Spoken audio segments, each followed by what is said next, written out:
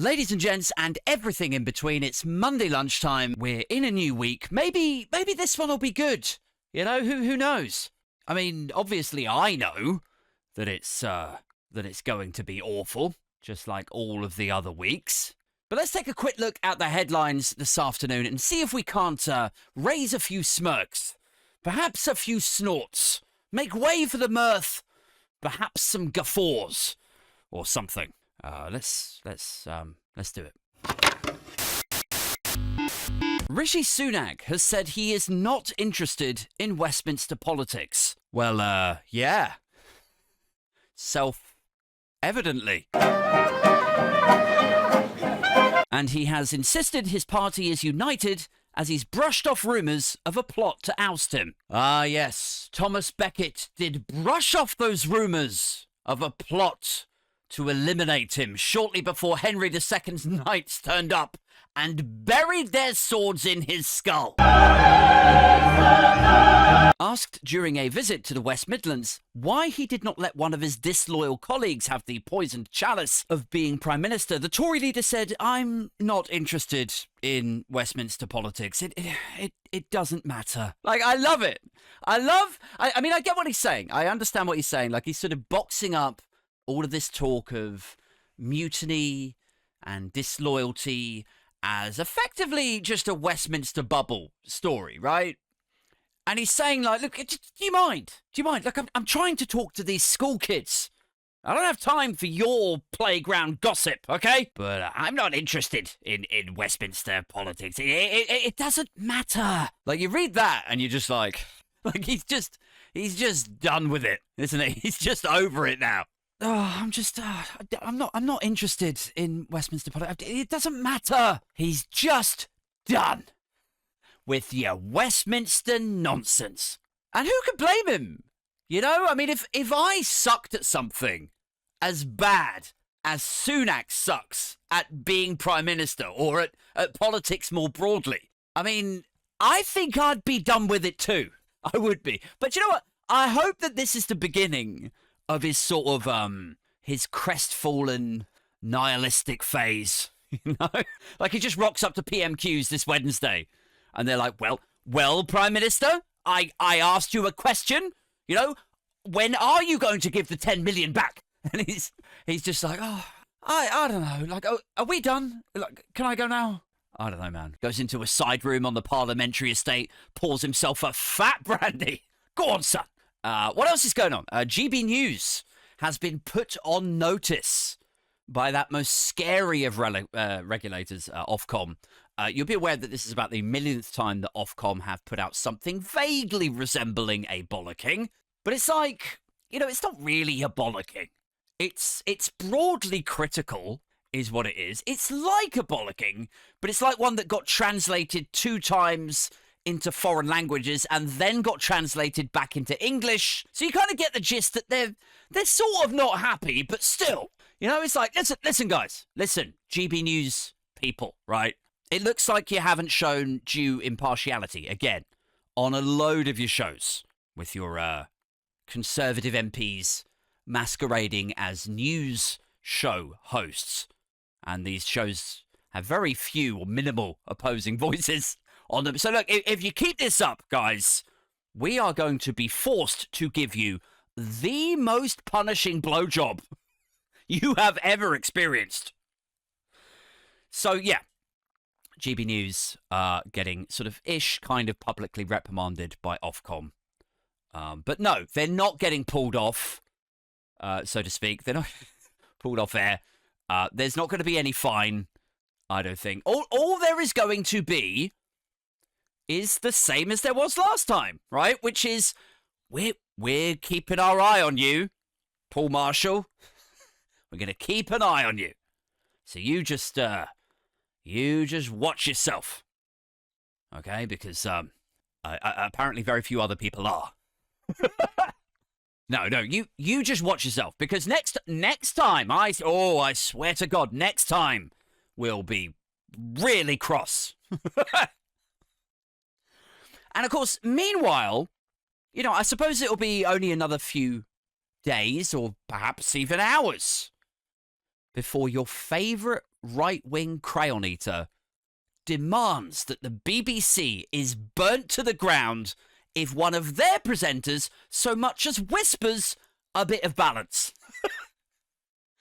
The BBC's fairly neutral output, which is rarely engaged by Ofcom, I don't think. Very rarely do I hear anything about Ofcom chastising the BBC.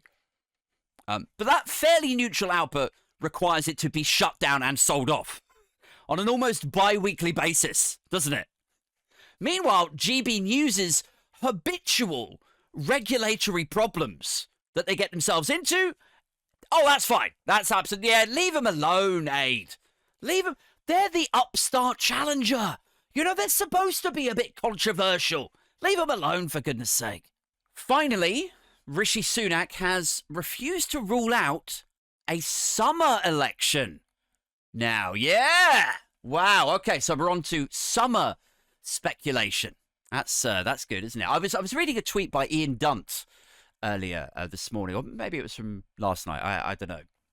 And he was saying that this is all it's going to be now, basically, day in, day out for the next few weeks, months, or possibly until January, I guess, is it's just going to be constant plotting and ambiguous timescales, and nothing will get done. Nothing. Nobody's governing at the moment. Who's in charge? Nobody in Britain is running the country, really, right now.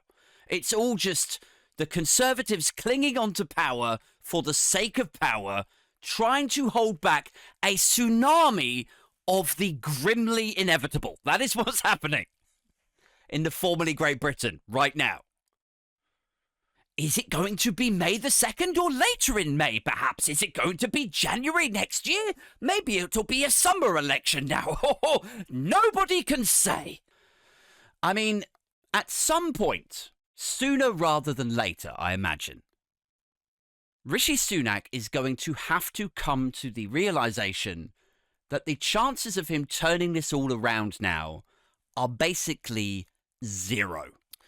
And there is going to be a plot to oust him. That is going to happen.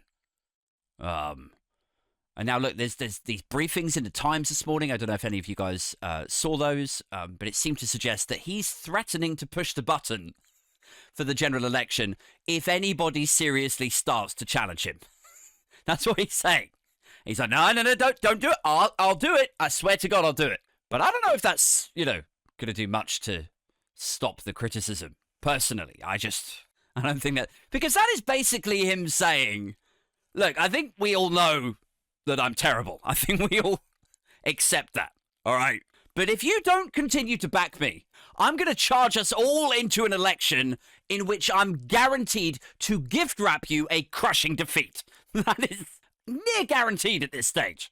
I mean, I imagine a lot of his MPs, like his supporters and the sort of renegades who want to oust him, I imagine them looking at this media coverage this morning and this afternoon, just being like, I mean, look, you understand that with this, you're basically acknowledging that you yourself are electoral kryptonite, right?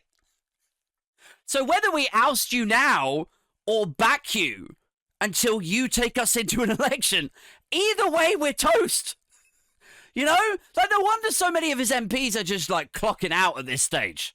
So many of them are just like, you know what, I'm done. I'm out. I'm stepping down at the next election. But you know what? When they do resign, journalists should go up to them and they should, why are you going now? Are you not going? Are you stepping down because you don't support the Prime Minister any longer? Are you finding it difficult to support Rishi Sunak? Is it because you personally are on course to lose your seat? Why are you stepping down now? But then those MPs, like, they should respond, like, to the question. They should just look dead in the camera, right, with a little bit of sass, and they should just go, no, I'm just not really interested in Westminster politics anymore. Guys, that's it for this one. Do consider joining the Patreon or the YouTube community thing. If you jump onto my profile on YouTube, there should be a little button on there that says join, or there are links to both in the description below. Failing that, if you're enjoying the vids and the podcast and so on, but you don't feel like adding another subscription to your outgoings, that, of course, is fine. It's a weird economy. It's a weird time that we're in.